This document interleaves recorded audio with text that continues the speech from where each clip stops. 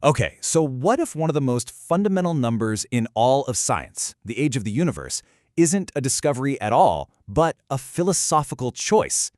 We're about to dive into a source that makes this exact, pretty radical claim. And it challenges, well, everything we think we know about cosmic dynamics. So, look at this. On the left, you've got the standard model, 13.8 billion years. This paper calls that a mathematical projection. But on the right, a tiny 5,786 years. And the claim is that this number is a legally verified constant. The gap between these two is just staggering. So how on earth does the author even start to build a case for this? Well, first things first, the paper tries to dismantle that 13.8 billion year narrative.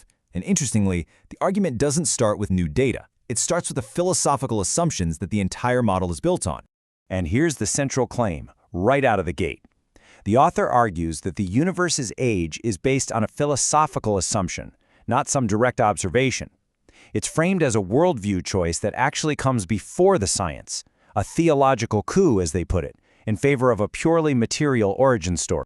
And this is the core assumption the whole critique targets, uniformitarianism. Basically, it's the idea that the rules of physics have always been the same everywhere. The paper says, look, that's a useful procedural postulate for doing science day to day, for sure, but when you try to project it all the way back to an unobservable singularity, well, then it becomes an article of faith. The source uses this really powerful analogy to make its point, calling this whole process an act of forensic arrogance.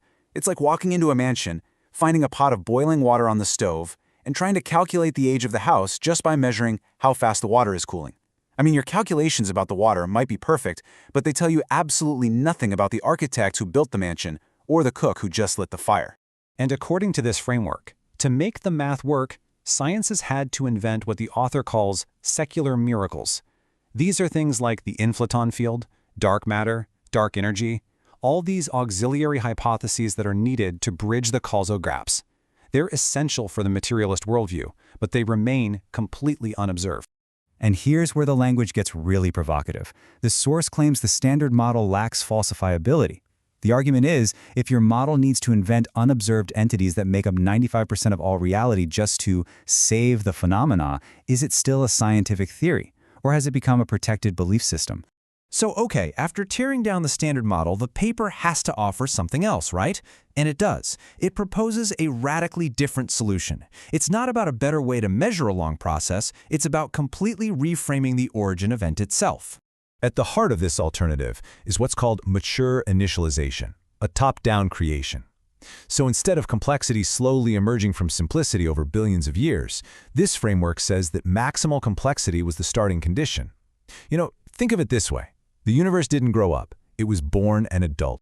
And this is how the author frames the whole debate. The choice isn't really between science and a miracle, it's between two different kinds of miracles.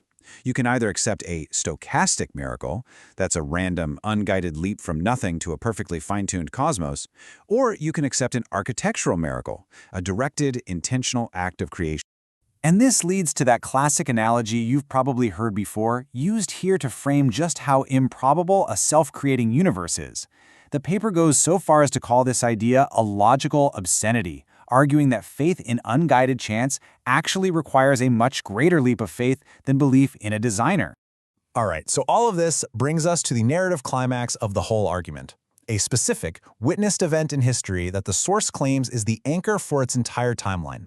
The paper anchors its timeline not in a calculation, but in a physical event at Mount Sinai, and it's described not as some quiet, spiritual moment, but as a violent, physical singularity that literally ruptured the known laws of physics right in front of an entire nation. So according to the paper's reading of the ancient texts, the divine utterance was a thermoacoustic event of such insane magnitude that it caused mass death, immediately followed by mass resurrection. And the author argues, look, a nation just doesn't invent a shared memory of its own traumatic mass death. That gives the account a pretty unique form of credibility. This quote is really meant to hammer home the visceral, traumatic nature of what happened. The paper presents this shared national trauma as the foundation for the timeline's reliability. The argument is that this event was seared into the national consciousness, into the Masorah, the unbroken chain of tradition, in a way that no simple myth ever could be. And then, the paper pivots from this mystical, epic event to something intensely practical. It argues that the accuracy of this timeline wasn't maintained by storytellers or priests, but by lawyers. The claim is that for thousands of years, the exact date, counted from creation, was a legally required element for things like contracts, divorces, and property deeds to even be valid.